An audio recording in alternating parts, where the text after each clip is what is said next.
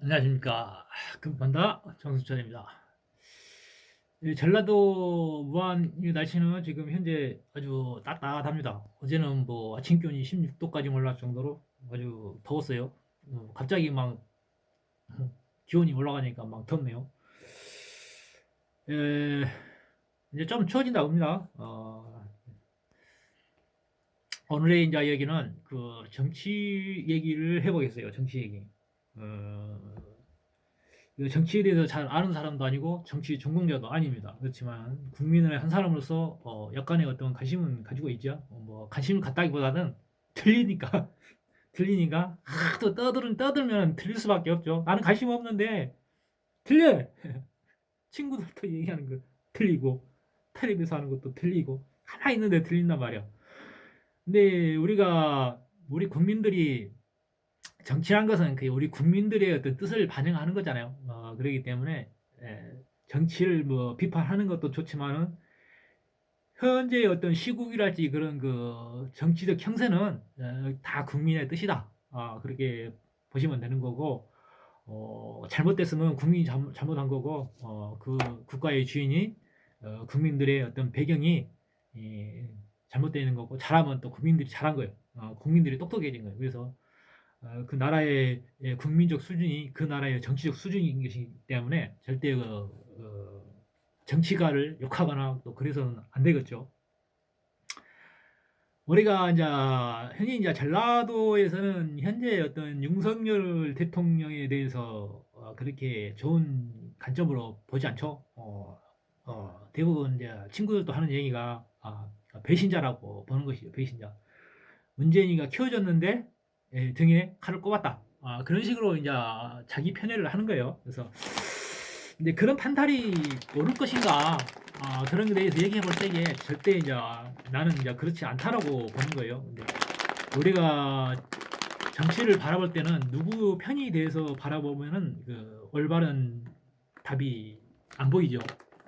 항상 제 3의 관점에서 볼 때게 잘 보여요. 우리가 그 바둑을 두거나 장기를 둘 때게 두는 사람보다 옆에서 이렇게 구경한 사람이 그 수가 더 잘 보이잖아요. 그러듯이 정치란 것도 마찬가지죠. 결국은 이제 윤석열 대통령을 배신자라고 하지만은 어차피 그 정치라는 것은 더티 댄싱이죠. 더티 댄싱. 겉모습 순수가 나무하고 온갖 수단에 동원해서 권력을 쟁취하게 한 하나의 그 더러운 전쟁터잖아요. 그렇기 때문에 굳이 이제 자기가 패자로서의 입장에 놓여 있다면은 뭐 자기의 어떤 패배를 승복할 수밖에 없는 것이죠. 근데 대부분 그렇게 인정할 수가 없지. 그러면 싸움이 안 되니까 뭐 원래 다 모든 게 다 그렇잖아요. 근데 이제 어떻게 이제 그렇게 뭐 해석하자면은 윤석열이가 과연 배신자일까? 그런 판국에서 그 배신자라고 보면 안 되죠. 그들은 이길 수 없는 싸움에서 승리한 자들이잖아. 이길 수 없는 싸움에서. 그들의 전략이 이제 어떤 그 박근혜가 탄핵됨으로써 문재인 정권이 탄생했잖아요. 근데 이 박근혜 입장에서는 그래요. 자기의 어떤 고육지기를 통해서 자기의 어떤 그 씨앗을 심어놓은 거죠. 여기다가 윤석열이 어떤 그 대통령 당선 이후의 행보를 볼 때에 처음부터 박근혜의 팬이었다고 볼 수밖에 없는 거예요. 그래서 결국은 어떤 손자병법의 고육지기라는 말이 있듯이 박근혜는 자기를 탄핵함으로써 윤석열을 키웠고 어, 결국 문재인은 호랑이 새끼를 들인 것이죠. 그래서 어, 그 반객 이주라는 말이 있듯이 굴러온 돌이 이제 박힌 돌을 빼는 거잖아요. 근데 결과적으로 보면은 문재인도 박근혜를 탄핵함으로써 정권을 쟁취했잖아요. 그리고 그 이전에 어떤 그 사전 작업이 그거였잖아요. 그거. 지금 드러나는 걸로 볼 때는 그 박근혜가 전승절이 전승절에 참여한 것도 박근혜의 뜻이 아니었다고 그래요. 근데 그때 문재인이가 야당 대표로서의 어떤 그 협력을 미끼로 해서 전승절에 참여할 것을 공고를 했답니다. 그러면서 박근혜의 어떤 그 울타리를 보호막을 제거함으로써 탄핵 정국으로 이렇게 몰아가서 자신들이 어떤 정권을 쟁취했던 거라고 해석이 되는 것이죠. 그래서 그런 식으로 보면은 결국은 문재인이도 배신자잖아. 정권의 배신. 그래서 이제 그들이 이제 그렇다면은 그, 그 판에서 어떤 어떤 라이벌 관계에서 보면은 그 패배자는 또 어떤 선택을 할 수가 있겠어요? 아, 쟤들이 저런 식으로, 저런 식으로 좀 정권을 쟁탈을 하네. 아주 더러운 방법으로. 그렇다면은 그들도 그렇게 똑같은 방법을 선택할 수밖에 없죠. 뭐냐면은, 똑같은 방법. 우리가 대통령 문재인 대선 투표나 총선에서도 엄청나게 그 부정투표에 대해서 많은 얘기가 있었잖아요. 그럼에도 불구하고 어떤 재검을 할 수도 있는 건데 안 했잖아요. 그건 있을 수가 없다.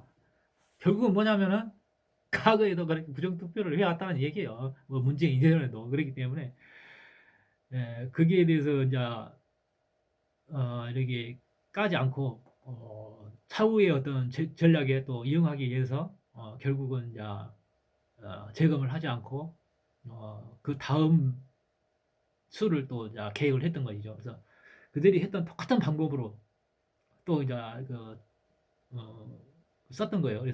그래가지고 정권을 쟁취한 거죠. 다시. 그래서 거기에 대해서 이제 말할 수 없는 이유가 뭐냐면은 그들이 이제 거기에 대해서 반박할 수가 없어요. 그 이재명이가 몇만 표 차이로 진 거죠. 그래서 거기에 대해서 반박을 하게 되면은 그 과거의 어떤 자신들의 행위까지 딱 드러나기 때문에 반박할 수가 없어요. 그래서 또 자기께 또 자기가 넘어가는 거고 지혜로운 자의 싸움에서 지혜로운 자하고 싸움에서는 어리석은 자는 한 번의 승리는 있을 수 있어도 두 번의 승리는 있을 수가 없는 것이죠.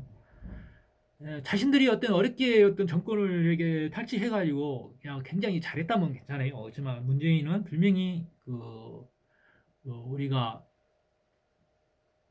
그 4대 중국의 4대를 하고 굴복적인 4대를 하고 어떤 친북 행위로서의 공산주의와의 어떤 타협할 수 없는 그런 관계 속에서 친북 행위를 함으로써 한미 간의 군사 합동 훈련도 막 취소시켜 버리고 한미 간의 군사 협력 관계도 좀 이토롭게 만들고 또 지혜롭지 못한 어떤 정책들을 많이 했잖아요. 뭐 문재인이가 엄청 잘했다면은 국민이 재선 때를 받았겠지. 그렇지만 어차피 그 물은 혼탁한 물이기 때문에 예, 손자국법에 혼수 뭐라고 그래? 박근혜 그때의 야당의 입장에서는 물을 흐려서 고기를 잡는 선택을 할 수밖에 없는 것이죠. 그래서 그게 혼수 뭐라고 그래요? 혼수 뭐? 혼수 뭐라고 하고 자기를 희생해서 어, 적을 이렇게 잡는 것은 그 고육계라고 하고 그런 엄청난 우리가 손자병법이라는 것은 알고는 있지만 그걸 또 실생활에 활용한 사람이 별로 없어요. 근데 그러한 고도의 어떤 그 머리 싸움이 다 있습니다. 근데 다 그 뒤에서 이렇게 작전을 하는 그런 그 브레인들이 항상 있어요. 그렇기 때문에 일반적인 국민들이 표면적으로 드러나는 면에 대해서는 보면 항상 그들이 이 계획한 어떤 공사판에서의 그런 감정적인 대응만 있을 뿐이지 그 고도의 어떤 깊은 싸움을 파악하기란 것은 힘든 것이죠. 그래서 우리가 그렇게 윤석열 대통령에 대해서 현재 내 판단에서는 윤석열에 대해서는 그렇게 나쁘게 보지는 않아요.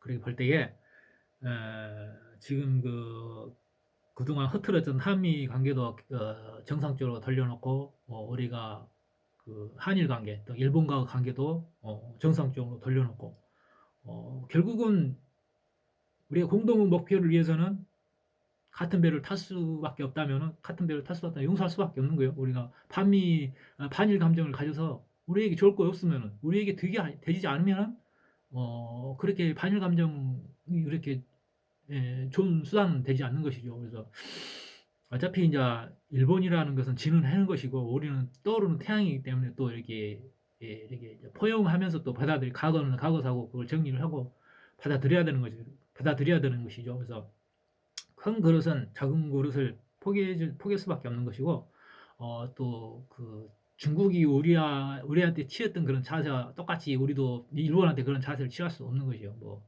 덩치 땅덩이가 크다고 해서 대국인 것이 아니고 마음이 넓어야 대국인 것이죠. 그래서 그래야 우리가 또 중국도 나중에 이제 통일 이후에 어떤 중국의 대륙도 점차 잠식해 나갈 수 있는 것이고, 우리는 얼마든지 그런 체력이 있어요. 중국도 우리 땅으로 만들 수 있는 잠재적인 능력이 있다. 그런 것을 알아야 됩니다. 크게 이제 그렇게 마음이 넓어야 돼요. 마음이. 중국이 우리를 취할 수 없는 이유가 뭐예요? 땅은 크지만 마음이 좁기 때문에 포용할 수 있는 그런 큰 그릇이 되지 않기 때문에 반만년 역사 속에서 중국은 우리를 취할 수가 없는 것이죠. 중국이 망하려고 우리를 건들면 중국은 망하게 돼 있어요. 과거 역사를 보더라도 항상 우리는 고슴도치잖아요. 건들면 저그들이 쭈신다. 저그들이 쭈신다. 그렇기 때문에 우리의 어떤 국제 파워도 이게 만만치 않는 그런 나라이죠. 그래서 지금 중국이 우리를 상당히 살짝 건들고 있는 것도 지그치 중국이 망할 징조인 것이죠. 그래서 우리가